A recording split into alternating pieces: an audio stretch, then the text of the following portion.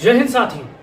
आज ऐसे भारतीय जनता पार्टी के गढ़ के बारे में बात करने वाले हैं जहां पर वो गढ़ अब गढ़ा बनता नजर आ रहा है साथियों, क्योंकि वहां की जनता महंगाई बेरोजगारी पर भारतीय जनता पार्टी से 1 to 1 सवाल पूछ रही है साथियों। बेरोजगारी के मुद्दे पर, महंगाई के मुद्दे पर वहां की जनता भारतीय जनता पार्टी के लगातार जीतने वाले एमपी से सवाल कर रही है साथियों।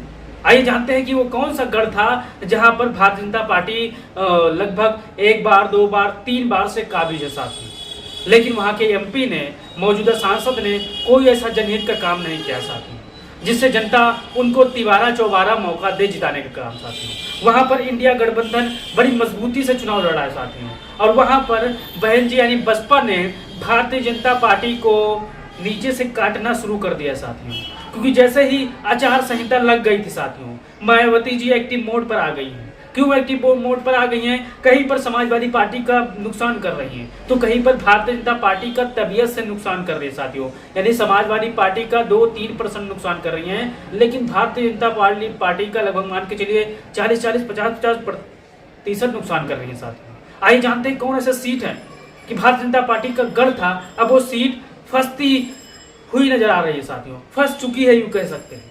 आप इस वीडियो पर पहली बार आए हैं तो पूरी बात सुनने से पहले चैनल को सब्सक्राइब करके बेल आइकन को दबा लीजिए साथियों, और अंतिम में अपनी राय जरूर दीजिएगा साथियों। आइए जानते हो पहला लोकसभा कौन है साथियों। पहला वो महानगर है नोएडा का साथियों। नोएडा भारतीय जनता पार्टी बहुत दिन से यहाँ पर काबिज है साथियों।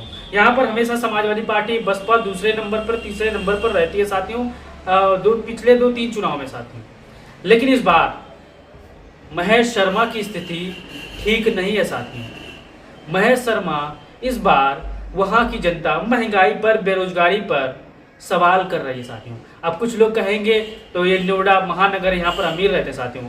कहीं कहीं अमीर तो रहते हैं, लेकिन कहीं गरीब भी निवास करते हैं साथियों। गरीबों की संख्या ज़्यादा है, बेरोजगारों की संख्या ज़्यादा है, अमीरों की संख्या कम है देश में साथियों।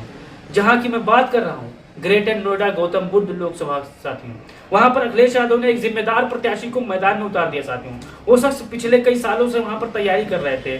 नाम है साथियों महेंद्र नागर का। अखिलेश यादव के इंडिया गठबंधन के संयुक्त प्रत्याशी हैं। घर घर इंडिया गठबंधन के लोग जा रहे हैं, कांग्रेस के लोग जा रहे हैं, आम आदमी पार्टी के लोग जा रहे हैं साथियों। जनता यही सवाल पूछती है कि अब की बार महंगाई पर वोट देंगे साथियों। जनता यही कह रही है कि अब की बार बेरोजगारी पर वोट देंगे। भारतीय जनता पार्टी की जमीन नोएडा जैसे शहरों में सरक गई है साथियों। उनके जो घमंडी सांसद है, जनता उनको घमंडी कह रही है साथियों। चाहे बसपा के प्रत्याशी हो, चाहे सपा के प्रत्याशी हो, चाहे आम जनता हो, आप नोएडा के रहने वाले होंगे तो उनका कोई एक काम ऐसा बता दीजिए कि उन्होंने किया होगा साथियों। कोई भी काम, चाहे नोएडा हो, चाहे लखनऊ हो, चाहे गाजियाबाद हो, अखिलेश यादव मायावती के सिवा कोई नहीं कुछ किया साथियों। भारतीय जनता पार्टी वालों ने एक ईंटा तक नहीं रखा है साथियों खुद का। दूसरों का लेबल जरूर लगा लिए हैं। यानी चाहे मेट्रो अखिलेश यादव ने बनवाया, बढ़िया बढ़िया पार्क मायावती जी ने बनवाया, फीता काट दिया, अपना नाम चेंज कर दिया, बस साथियों यही हुआ है भारतीय जनता पार्टी के कार्यकाल में पिछले 7 सालों में और दिल्ली के 10 सालों में साथियों। फिर आए गाजियाबाद भी, यहाँ पर भारतीय जनता पार्टी बड़ी मजबूती के साथ पिछले चुनाव में चुनाव जीत गई थी साथियों, लेकिन यहाँ पर साथियों वोट के लाले पड़े हैं साथियों। जैसे होता नहीं है कि बेचारे गरीब तबके के नौजवान परेशान हैं नौकरी के लिए, वही नौजवान अब इनसे बदला लेने की तैयारी में है साथियों, वोट के माध्यम से और किसी और के माध्यम से नहीं साथियों। आप गाजियाबाद के होंगे, गांव के इलाके से होंगे, गांव से सटे शहर के इलाके से होंगे, तो वहां पर भारतीय जनता पार्टी के जो सांसद थे, कोई एक काम बता दीजिए आप कमेंट बॉक्स में उनका कि इन्होंने यहाँ करवाया होगा। आपको मायावती अखिलेश यादव का काम वहां पर दिखेगा साथियों, और किसी पार्टी का नहीं दिखेगा। कांग्रेस का भी दिख सकता है, लेकिन और किसी का नहीं दिखेगा साथियों, चौथे का।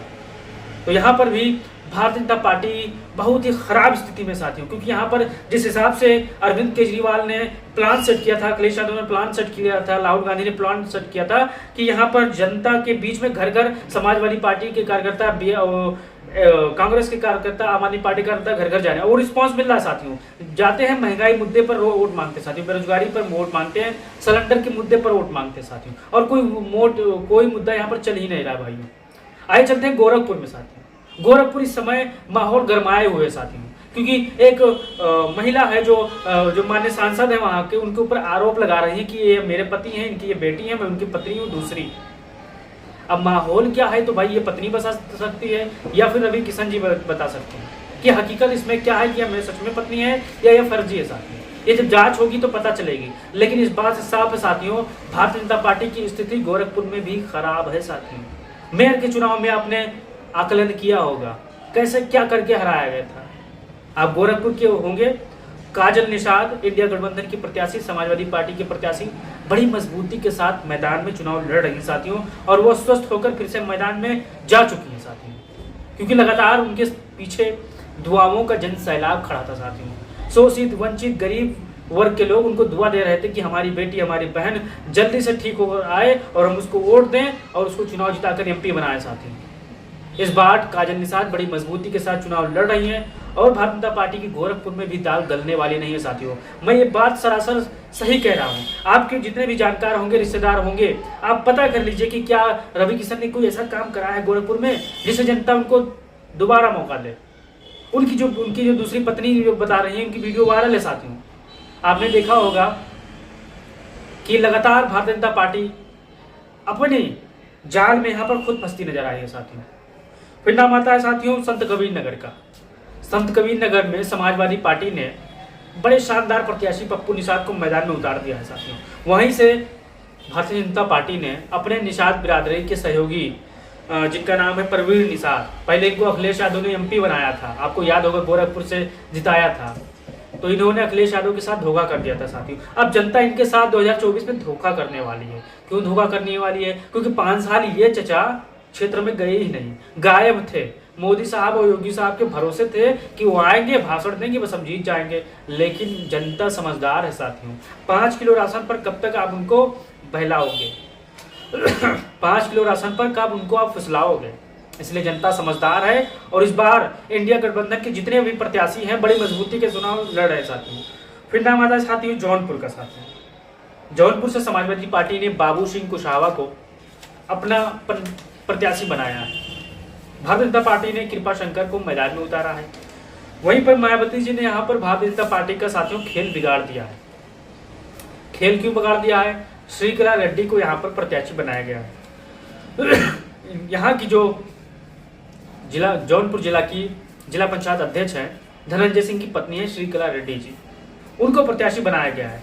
अब जो राजनीतिक पंडित होते हैं, राजनीतिक समीकरण को समझने वाले, राजनीतिक सूत्रों को समझने वाले होते हैं, उनका कहना है कि यहाँ पर बाबू सिंह कुशवाहा बड़ी मजबूती के साथ चुनाव जीतने वाले हैं साथ। बड़ी मजबूती के साथ यहाँ पर लड़ाई अब श्रीकला प्लस बाबू सिंह कुशवाहा के बीच में होगी। यानी सपा बसपा यहाँ पर चुनाव लड़ेगी, भाजपा तीसरे नंबर पर होगी साथियों, और इन दोनों में से किसी एक को यहाँ पर चुनाव निकल जाए, चाहे बाबू सिंह कुशवाहा हो चाहे श्रीकला धनंजय सिंह हो।